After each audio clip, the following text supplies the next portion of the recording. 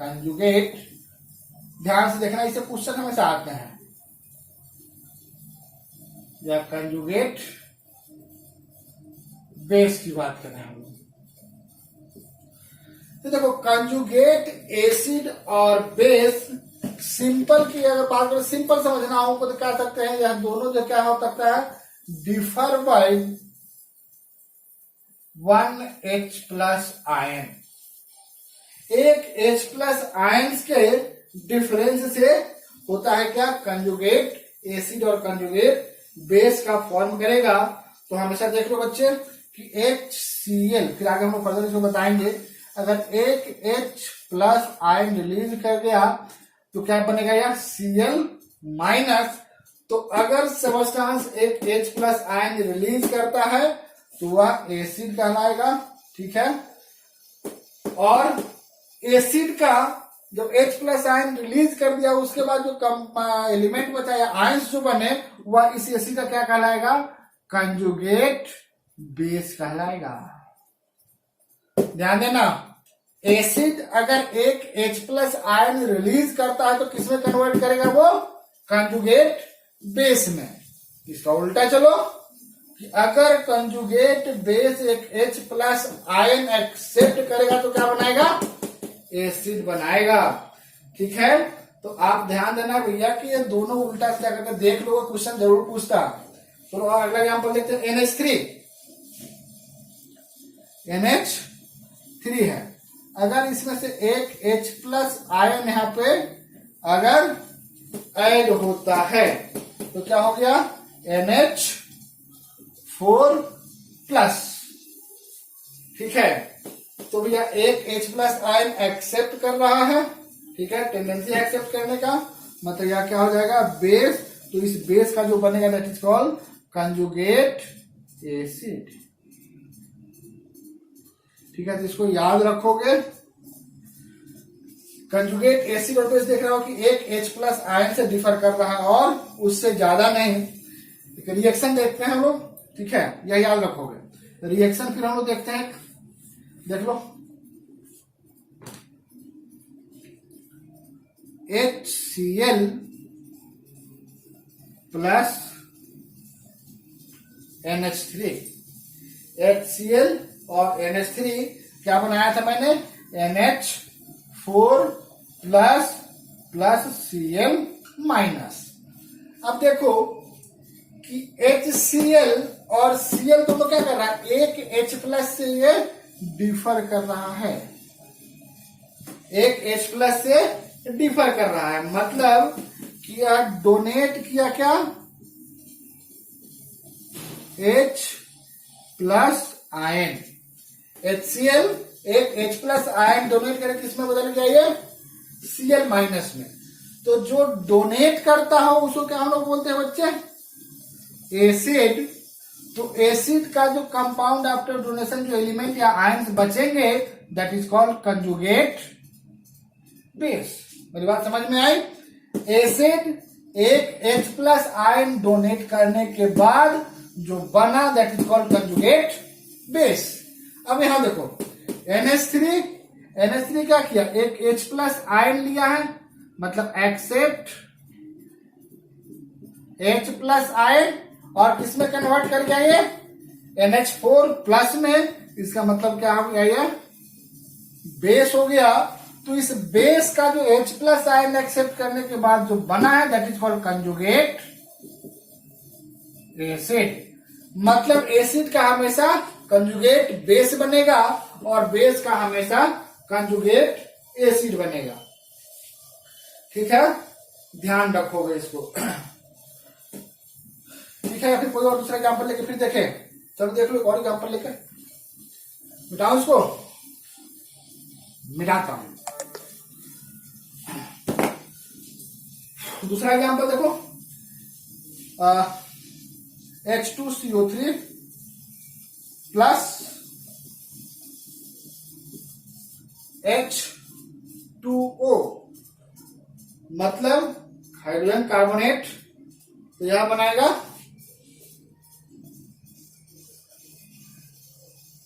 Plus HCO3 minus. अब देखो यहाँ फटाफट जल्दी से खुद से बनाओ। कौन एसिड, कौन बेस, कौन कंजुगेट एसिड, कौन कंजुगेट बेस होगा। देखो बताता हूं मैं। चूंकि यह क्या कर रहा है, H प्लस आयन डोनेट कर रहा है, इसका मतलब यह क्या होगा, एसिड कर रहा है, बन रहा है। H प्लस आयन डोनेट कर किसमें जा रहा है बच्चे, तो यह क्या एसिड हो गया, तो यह क्या हो जाएगा कंजुगेट बेस। या एक H प्लस आयन एक्सेप्ट कर या डोनेट कर रहा है, यहां पे क्या हो रहा है बच्चे, एक्सेप्ट H प्लस, यह क्या हो जाएंगे बेस, यह हो जाएगा कंजुगेट एसिड। उल्टा चलो एक बार फिर उल्टा चलते हैं। अब यह H3O प्लस जो है वहां से एक H प्लस आयन इसने क्या किया, रिलीज किया। ठीक है, एक H प्लस आयन रिलीज किया, डोनेट किया, तो यह अगर एसिड होगा तो इसका क्या बनेगा, यह कंजुगेट बेस बनेगा। देखा कि इसने एक H प्लस आयन रिलीज किया तो क्या हो गया, कंजुगेट, यहां पर एसिड था, एसिड हो जाएगा, इसका यह क्या हो जाएगा, कंजुगेट बेस हो जाएगा। ठीक है, इसका मतलब है कि ट्रिक या शॉर्टकट देख लो भैया, ट्रिक क्या कहोगे, शॉर्टकट इससे जो दिख रहा है कि अगर कंजुगेट एसिड बनाना है हमको, कंजुगेट एसिड बनाना है, ठीक है, तो क्या करना पड़ेगा हमको, एक H प्लस आयन ऐड करना पड़ेगा। बिल्कुल सही, एक H प्लस आयन ऐड करना पड़ेगा किसमें, कंजुगेट एसिड बनाना है तो, और कंजुगेट बेस बनाना है तो ठीक इसका उल्टा हो जाएगा। ठीक है, एक H प्लस आयन रिमूव कराना है या यहां से भगाना है। ठीक है, एक H प्लस आयन हमको हटाना है। ठीक है, तो कंजुगेट एसिड कंजुगेट बेस से पीएमटी वगैरह, पीएमटी में अच्छे खासे क्वेश्चन आते हैं भैया, क्वेश्चन तो आता ही है ऑलमोस्ट। ठीक है, तो उल्टा करके या फॉरवर्ड या बैकवर्ड दोनों करके आप लोग चेक कर लेंगे। आसान क्वेश्चन अगर प्रैक्टिस करोगे तो आराम से बन जाएगा। इस टॉपिक खत्म जैसे ही खत्म होता है, ठीक है, एसिड बेस, उसका नेक्स्ट जो वीडियो होगा उसमें मैं कुछ क्वेश्चंस कराऊंगा, देख लो वहां भी। ठीक है, मैंने पहले ही कहा कि जब तक बिल्कुल आसान नहीं बनाऊंगा छोड़ूंगा नहीं मैं। ठीक है, और इस आपको बिल्कुल अगले जब क्लास, अगली जब वीडियो बनेगी, अगली जब मैं क्लास लूंगा वीडियो, उसमें दिखाऊंगा मैं जो क्वेश्चंस मैं इसे कैसे सॉल्व करता हूँ। कितना आसान क्वेश्चन इसके पूछते हैं लेकिन आप लोग गलत करके आ जाते हो। ठीक है,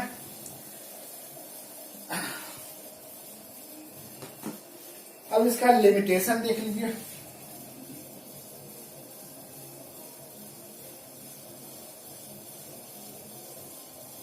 तो कुछ लिमिटेशंस हैं जिसको हम लोग देख लेते हैं। जैसे पहला लिमिटेशन इसका हम लोग देखें, इसमें कहता है कि कुछ जो एसिडिक ऑक्साइड्स है और जो बेसिक ऑक्साइड्स हैं, यह बिना सॉल्वेंट के ही रिएक्ट करते हैं। यहाँ पर किसी सॉल्वेंट की आवश्यकता नहीं है। तो पहले लिख लेते हैं इसको, it does not explain, it does not explain the reaction between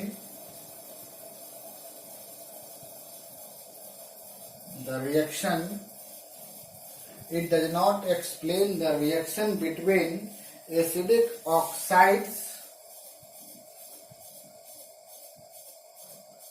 and basic oxides, and it can take place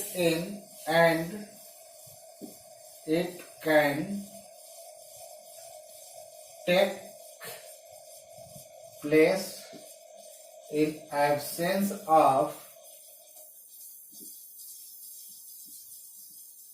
solvent।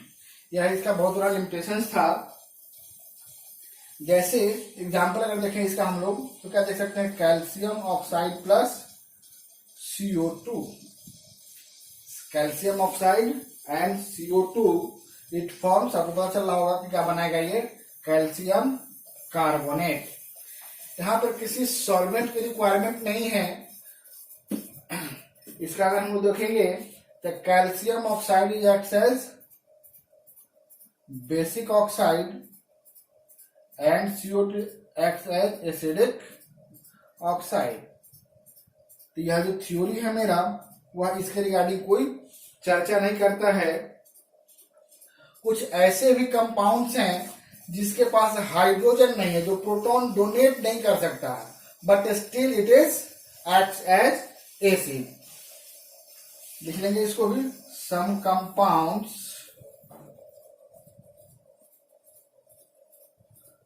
Don't have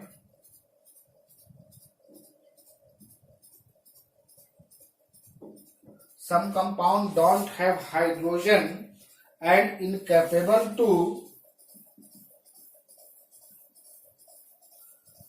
incapable to donate proton. Some compound don't have hydrogen and incapable to donate proton, but still it is acid. Example देख लेते हैं इसका, AlCl3, BF3, CuSO4,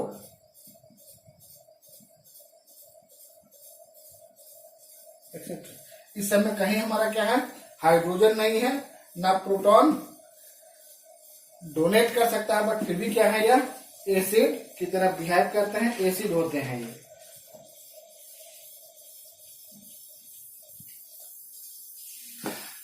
note कर लिया होगा आप लोगों ने। एक इसका और लिमिटेशंस मैं आपको बताऊं,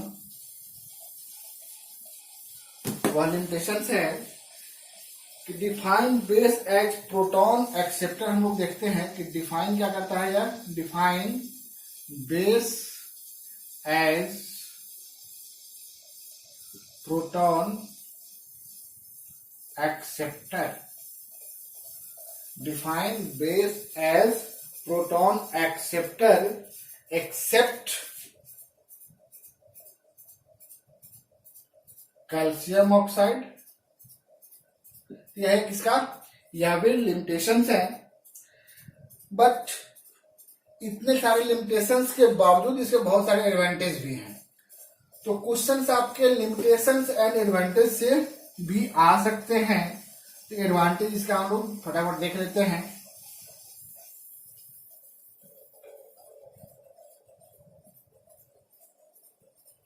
Advantage of Bronsted-Lowry concept.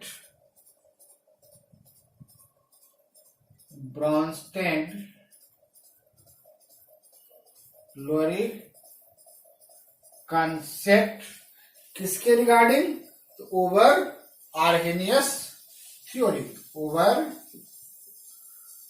Arrhenius theory. यह इंपॉर्टेंट है, इसको जरूर देखिएगा, याद रखिएगा इसको। तो चलिए इसका हम लोग जिक्र करते हैं। ब्रॉन्स्टेड एंड लोरी कंसेप्ट क्या कहता था कि काफी वाइडर कंसेप्ट था, बट यह कुछ एक सर्टेन मॉलिक्यूल्स के लिए थे। पर हम लिख लेते हैं इसको, लिख लीजिए पहले, फिर मैं समझाता हूं आपको। Bronsted Lowry concept, Bronsted-Lowry concept is a wider concept,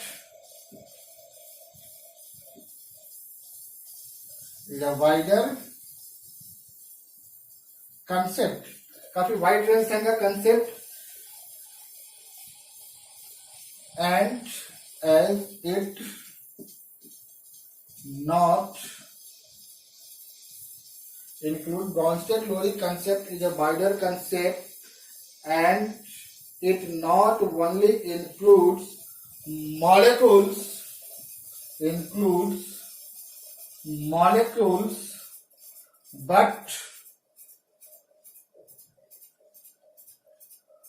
but also the ions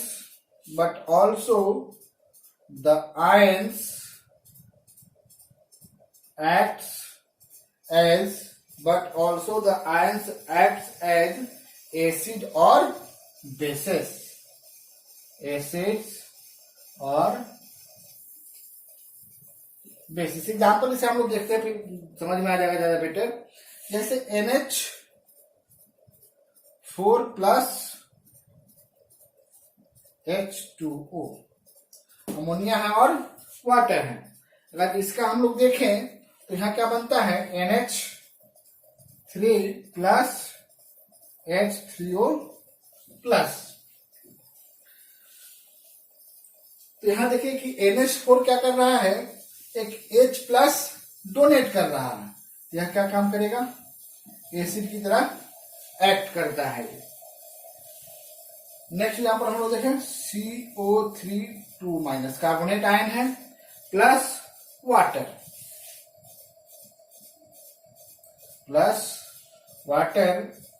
यह बनाएगा HCO3 minus plus OH minus.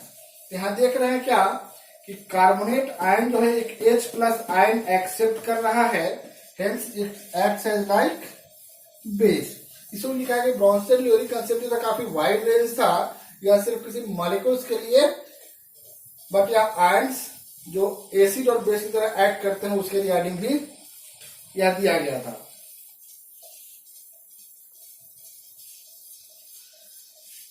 Next advantage इसका देख लीजिए आप कि ब्रॉन्स्टेड एंड लियोरी का जो कंसेप्ट था यह एक्सप्लेन करता है basic character of the substance, जिसके पास हाइड्रोक्साइड आयन नहीं भी है उसके रिगार्डिंग भी यह एक्सप्लेन करता है। इसको लिख लीजिएगा, it explain basic character of molecules. It explains basic character of molecules or substance which do not have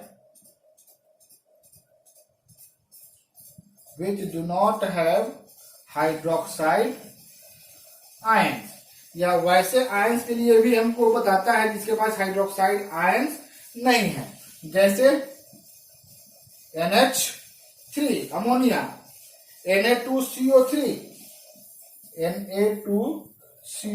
etcetera, इन सब के बारे में क्योंकि हाइड्रोक्साइड आयन नहीं है फिर भी क्या करता है यह हमको बताता है किसके रिगार्डिंग, इसका बेसिक नेचर जो है।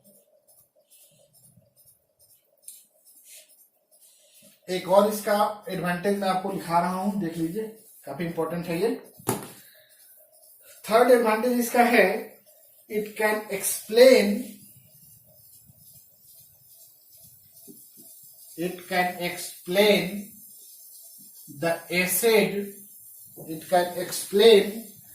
the acid base reaction.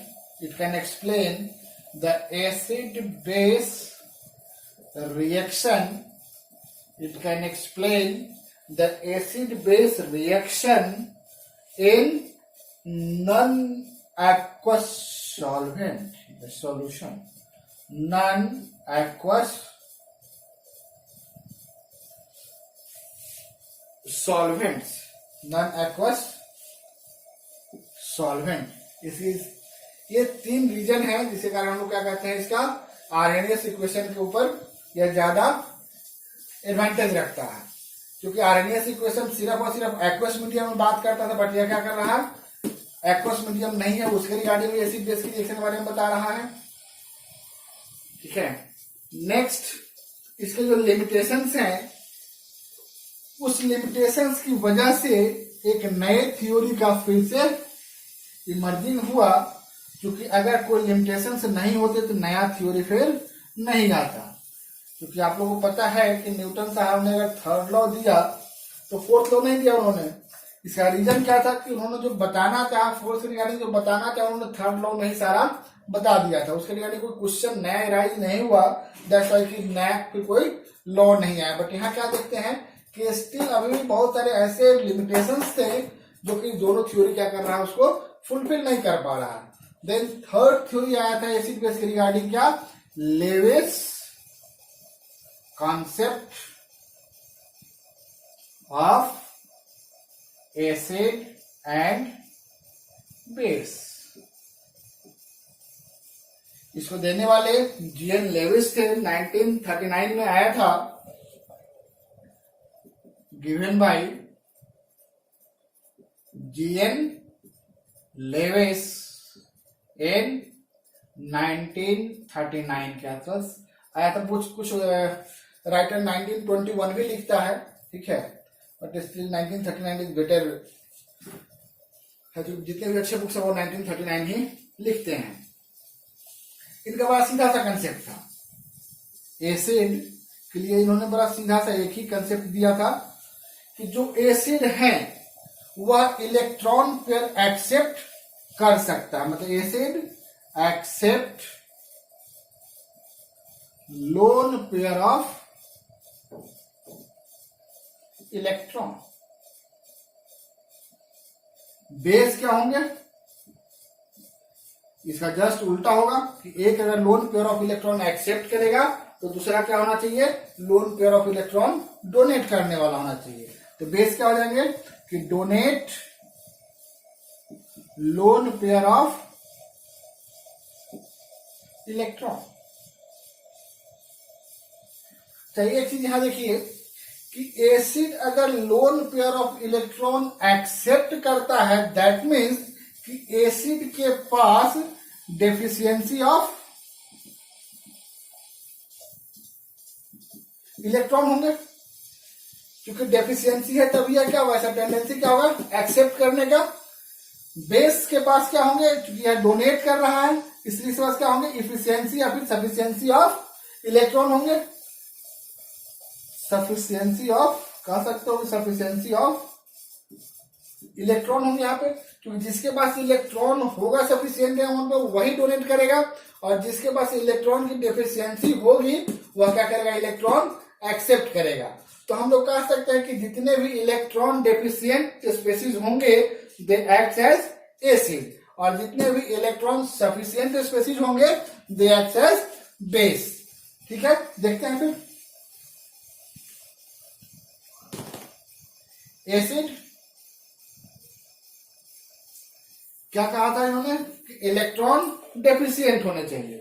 तो इलेक्ट्रॉन डेफिशिएंट कौन कौन से होंगे, तो जितने भी पॉजिटिव चार्ज स्पेसीज होंगे, जितने भी पॉजिटिवली चार्ज स्पेसीज होंगे they are called electron deficient and acts as Lewis acid, not simply acid but Lewis acid की तरह बिहेव करेंगे वो।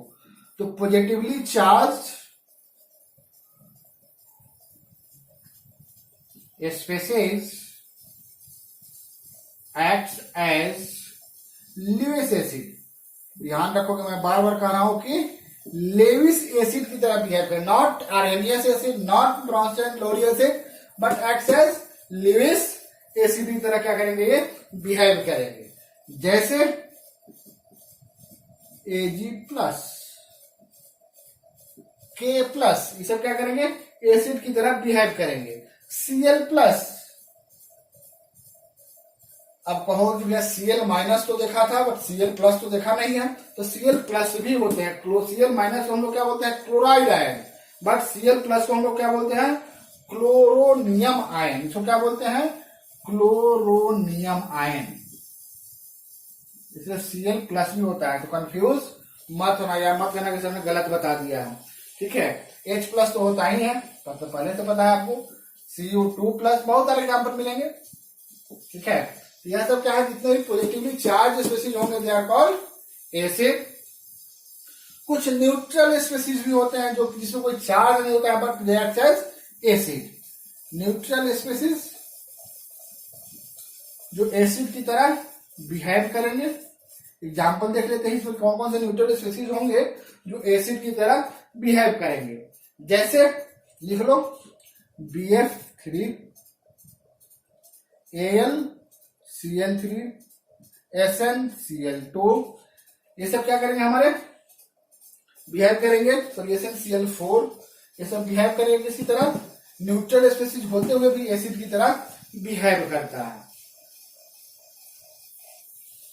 और कौन से एसिड की तरह बिहेव करेंगे, वैसा एलिमेंट या वैसे स्पेसीज के सेंट्रल एटम या फिर वैसा एलिमेंट जिसका d ऑर्बिटल वैकेंट होगा। d ऑर्बिटल वैकेंट होंगे वह भी किसकी तरह बिहेव करेगा, वो एसिड की तरह बिहेव करेगा। स्पेसीज हैविंग लिख लो इसको, इंपॉर्टेंट है ये। Species having D orbital is vacant, या तो फिर आ गए इनऑर्गेनिक में, तो हाँ जी बिल्कुल, डी ऑर्बिटल जहां जिसके वैकेंट होंगे वह भी एसिड की तरह बिहेव करेगा। एग्जाम्पल इसका कुछ दे सकते हो? बिल्कुल लिखो example. Na plus 4CO। Na का अगर हम लोग देखें तो 3D8 होता है इसका, मतलब डी में 8 ऑर्बिटल्स हैं। इसका मतलब क्या है, इसके ऑर्बिटल्स अभी वैकेंट है, क्योंकि डी में कितने 10 ऑर्बिटल्स होते हैं। अगर 10 इलेक्ट्रॉन्स होते तो कंप्लीट होता, बट कितने इलेक्ट्रॉन्स है यहाँ पे 8 इलेक्ट्रॉन्स, इसलिए क्या है वैकेंट है। और यह बनाया क्या स्पेसीज ये NiCO4, एक कॉम्प्लेक्स कंपाउंड बनाएंगे ये, जिसमें यह लिगैंड्स की तरह बिहेव करेगा, ठीक है। और Na क्या करेगा, यह एसिड की तरह बिहेव करेगा। अब देखिए न्यूट्रल स्पेसीज, आखिर यह जो कंपाउंड है मेरा, यह कैसे एसिड की तरह बिहेव करता है, इसको भी देख लेते हैं एक बार। जैसे मिटाता हूं ऊपर का मैं, समझ लीजिए इसको भी। मैंने कहा BF3, इसके पास देखिए टोटल कितने इलेक्ट्रॉन है, बोरोन के पास 3 इलेक्ट्रॉन, टोटल 6 इलेक्ट्रॉन है। दैट मीन्स कि इलेक्ट्रॉन डेफिशिएंट तो है, इलेक्ट्रॉन डेफिशिएंट है, इसका मतलब है क्या होगा, यह एसिड की तरह बिहेव करेगा। नेक्स्ट देखते हैं NH3, नाइट्रोजन का आउटर मोस्ट ऑर्बिटल 5 इलेक्ट्रॉन्स, 3 तो बॉन्ड बना लिए, 2 अभी भी इसके पास क्या है, लोन पेयर ऑफ इलेक्ट्रॉन इसके पास है। अब यह क्या करेगा, अपना 2 लोन पेयर ऑफ इलेक्ट्रॉन किसको दे देगा, यह बोरॉन को दे देगा। तो हम तब जो स्ट्रक्चर बनाएगा देख लीजिए।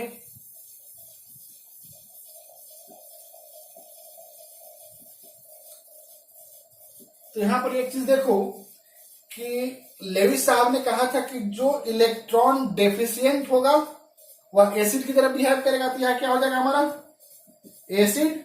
जो इलेक्ट्रॉन डोनेट कर सकता है, इसके पास सफिशियंट अमाउंट में इलेक्ट्रॉन है, तो इसके पास क्या था, सफिशियंट अमाउंट में इलेक्ट्रॉन था, और टेंडेंसी क्या थी इस लोन पेयर ऑफ इलेक्ट्रॉन को डोनेट करने की। That's why it acts as base. तो यहाँ एसिड और बेस रिएक्ट किया, तो यह जो बॉन्ड बना that is called coordination bond, coordination bond बना। लेविस साहब अकॉर्डिंग क्या हो गया कि बहुत सारे ऐसे जो कंपाउंड होंगे जो इलेक्ट्रॉन डेफिशिएंट होंगे, इलेक्ट्रॉन सफिशिएंट होंगे, वह बॉन्ड बनाएंगे, तो वहां पर क्या होगा, कोऑर्डिनेट बॉन्ड का फॉर्मेशन होगा। यही इनका मेरिट और बाद में लिमिटेशंस भी इनका ये बन गया।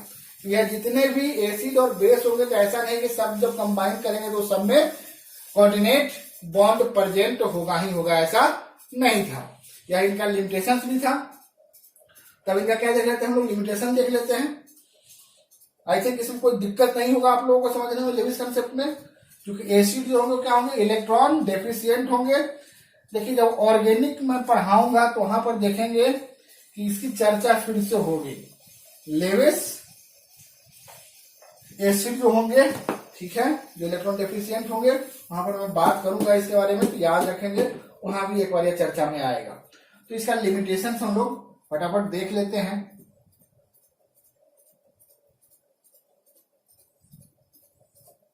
पहला लिमिटेशन, लेविस कंसेप्ट के हिसाब से एसिड और बेस जब भी रिएक्ट करेंगे तो क्या बनाएंगे, कोऑर्डिनेट बॉन्ड बनाएंगे। According to Lewis, when acid and base reacts to form coordinate bond, exception, accept देख लो, एक्सेप्शन ही क्या है, इसका लिमिटेशन है। जैसे HCl, AgCl, H2SO4, यह सब क्या है, कोऑर्डिनेट बॉन्ड नहीं बनाते हैं। तो यह क्या हो गया, इसका एक्सेप्शन हो गया। दूसरा देखो एक चीज और, कि जब एसिड और बेस रिएक्ट करते हैं तो क्या होंगे, न्यूट्रलाइजेशन प्रोसेस होता है, और न्यूट्रलाइजेशन प्रोसेस काफी फास्ट प्रोसेस होता है। बट कोऑर्डिनेट बॉन्ड का जो फॉर्मेशन होता है वो क्या होता है, स्लो प्रोसेस होता है। तो यह कैसे पॉसिबल है कि एक रिएक्शन फास्ट हो उसमें बॉन्ड जो बन रहा है वो स्लो हो, ये पॉसिबल नहीं है। तो यहां पर लिख सकते हैं कि एसिड बेस रिएक्शन या न्यूट्रलाइजेशन रिएक्शन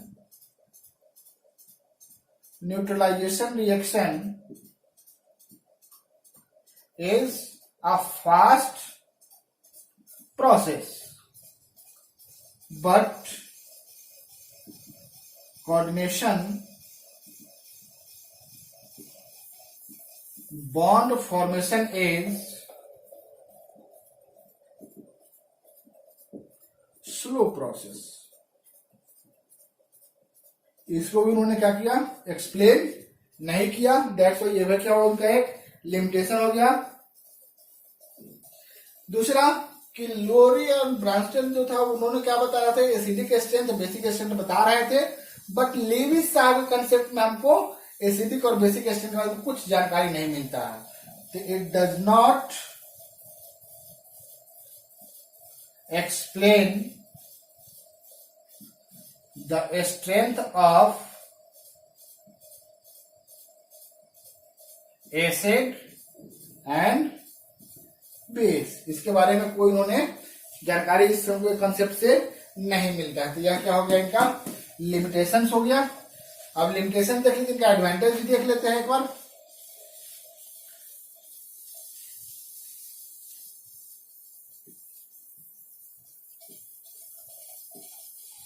जो एडवांटेज था इनका, एडवांटेज भी हम लोग एक बार देख लेते हैं।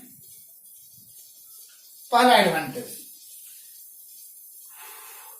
इन्होंने जो एसिडिक स्ट्रेंथ बताया, सॉरी एसिडिटी के बारे में, एसिडिटी के बारे में जो उन्होंने एक्सप्लेन किया है, वह नॉन हाइड्रोजन कंपाउंड्स के रिगार्डिंग भी एक्सप्लेन किया है।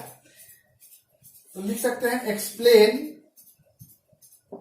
Acidity of non hydrogen containing compound, जिसके पास हाइड्रोजन नहीं है उसका भी एसिडिक कैरेक्टर इन्होंने बताया है। एग्जाम्पल BF3 AlCl3, इन सबके पास देखो हाइड्रोजन नहीं है, फिर भी क्या होता है कि यह एसिडिक कैरेक्टर बताता है। और basicity of non hydroxy compound and basicity of non hydroxy compound, example दिमाग में आ रहा होगा आपको NH3, इसके रिगार्डिंग इन्होंने एक्सप्लेन किया, यह इनका बहुत बड़ा एडवांटेज था।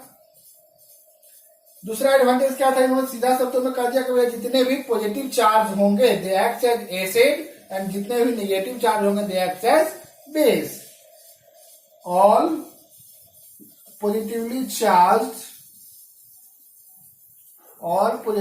charged species acts as acid, and negatively charged species acts as base।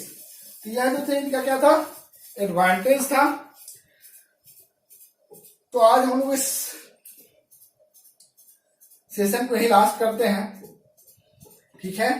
हाँ, बट कमिटमेंट करूंगा मैं आपसे कि अगर कोई भी प्रॉब्लम हो आपको केमिस्ट्री के रिगार्डिंग किसी टॉपिक में, किसी चैप्टर में, तो आप हमको बताएं, मैं कोशिश करूंगा वह प्रॉब्लम आपका सॉर्ट आउट करूं,